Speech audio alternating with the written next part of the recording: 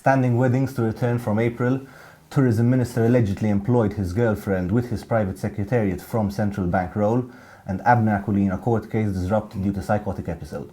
All this and more on Lovin Daily.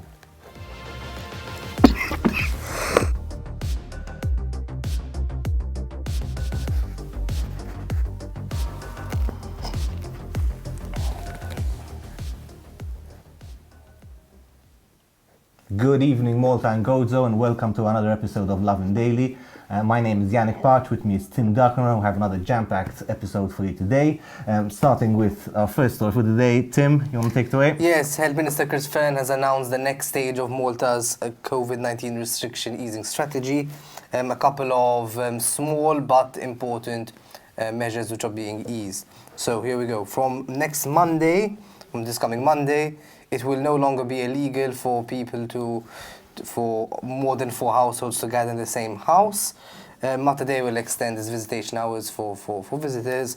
And then, as of 14th February, people with valid vaccine certificates who travel to Malta from so-called dark red countries will have the quarantine period reduced from 14 to 10 days.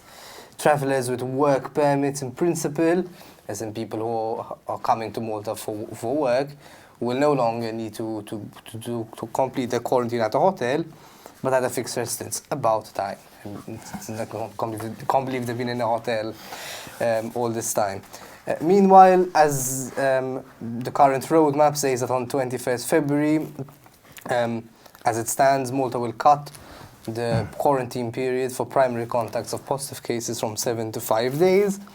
Then, a big one, on 1st April, the plan is for standing weddings to return with a maximum of 300 guests. So, good news for all the couples who are looking to get married this spring or summer. This looks like it's going to be the trend every few weeks or every 2 weeks or so. We'll get a new announcement on which measures will be removed, and the plan is that by May, practically everything will be back to normal, and that includes parties and festivals as we remember them. Yeah, I think this week the feeling was that with many countries across Europe all kind of relaxing restrictions, I think the feeling now is just how quickly it's done. Most governments, it seems, are set on reopening, and hopefully that will be at the end of COVID for a while. The scandal revolving around Tourism Minister Clayton Bartola and his partner Amanda Muscat shows no signs of going away, despite Prime Minister Robert Abela saying it was a closed case. So it was recently revealed that Ms. Muscat, who is Tourism Minister Clayton Bartola's girlfriend, enjoyed a position of trust role with the Gozo Ministry. So it turns out she was originally employed with the central bank and then moved along with Bartola, both at in his role as a parliamentary secretary and in his role as minister.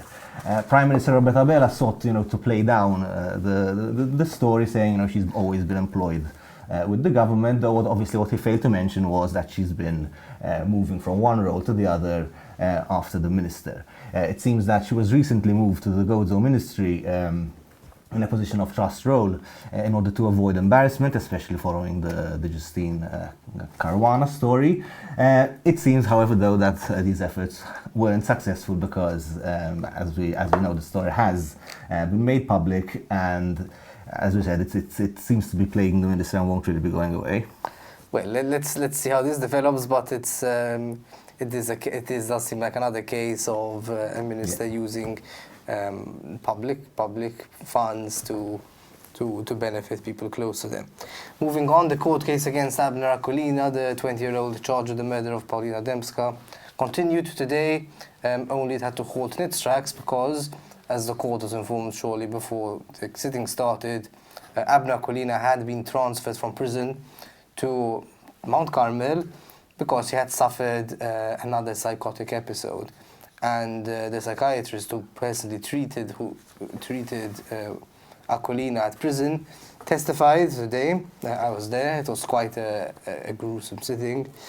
Gruesome in the sense that the details are quite graphic. He said that Abner Akulina flew into a rage. He had shaved his head.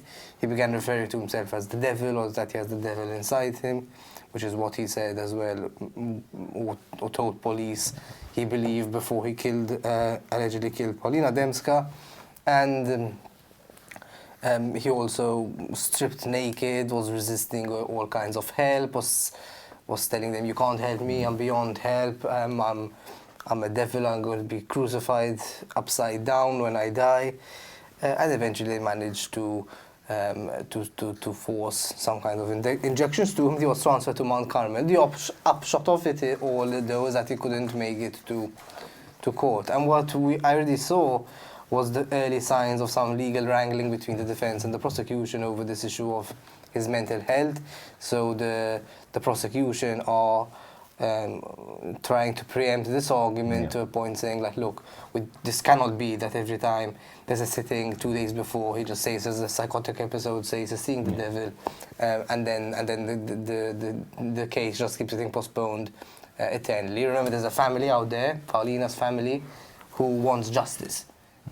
Someone needs to pay for this. There can't be that yes, okay, you take mental health considerations into account, but there is the element of justice, and that cannot be ignored.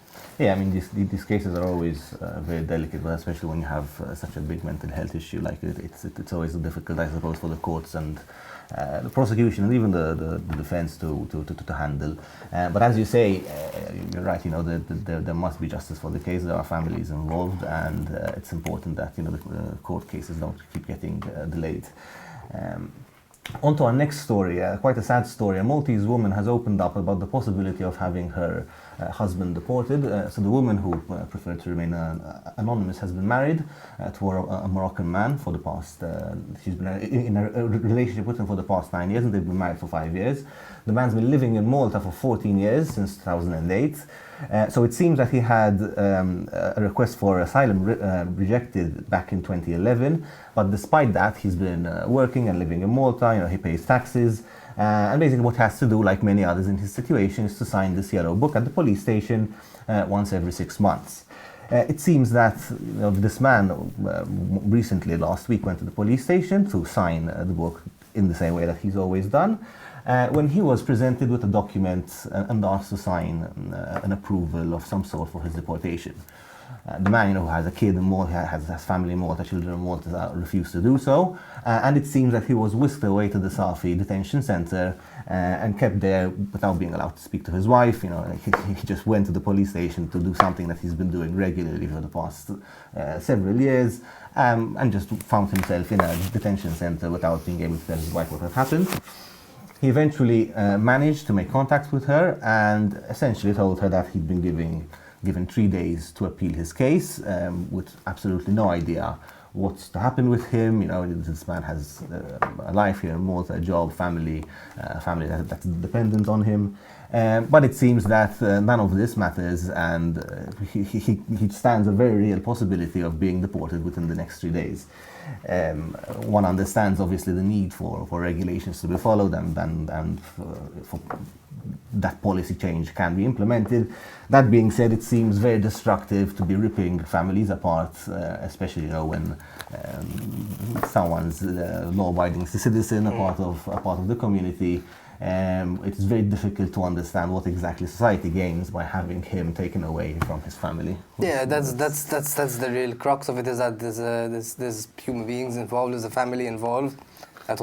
This person has been staying here for over 10 years now, and even if he was here technically illegally, it seems that the authorities didn't really pressure him, right? He wasn't living in a detention center all this time. And now all of a sudden they've decided the time has come to deport him. Even if they're probably legally, they have every right to do so, there's something about it that just seems completely inhumane. Let's hope it's not just because we have an election around the corner and it will appease maybe a certain part of the population. But not her family, certainly, who's No, Maltese at the end of the day. But yeah, hopefully not, I get what you mean. And finally, residents around construction works that are taking place at Trail Aura, St. Paul's Bay, have spoken out to Lovin Malta after seeing a construction jigger reportedly dumping construction waste out at sea. There's images of it. You can see quite clearly the waste going into the lovely blue sea. They were drilling this boat slipway, one of the residents said, and debris was being dumped into the sea. However, large blocks were removed. They said they complained to ERA, who said it was illegal, and yet nothing was done. We spoke to Transport Malta, who confirmed that the contractor was not dumping in line with the method statement as part of the excavation works, but that they believed that the dumping that this was an accident. It wasn't just carelessly dumping stuff into the sea. So yeah, just let us know what you think. There's the full details on lovinmalta.com, and it's very frustrating to see. There's never any deterrent. There's always some excuse. There's always some explanation. But at the end of the day, if people are seeing material being dumped into the sea, I don't know. I fail to understand how action can't be taken immediately. Let us know what you think in the comment section, as well as to whether you think Malta should just up and remove all its COVID-19 restrictions now, so just waiting every few weeks. And until we meet again, have an evening full of lovin'.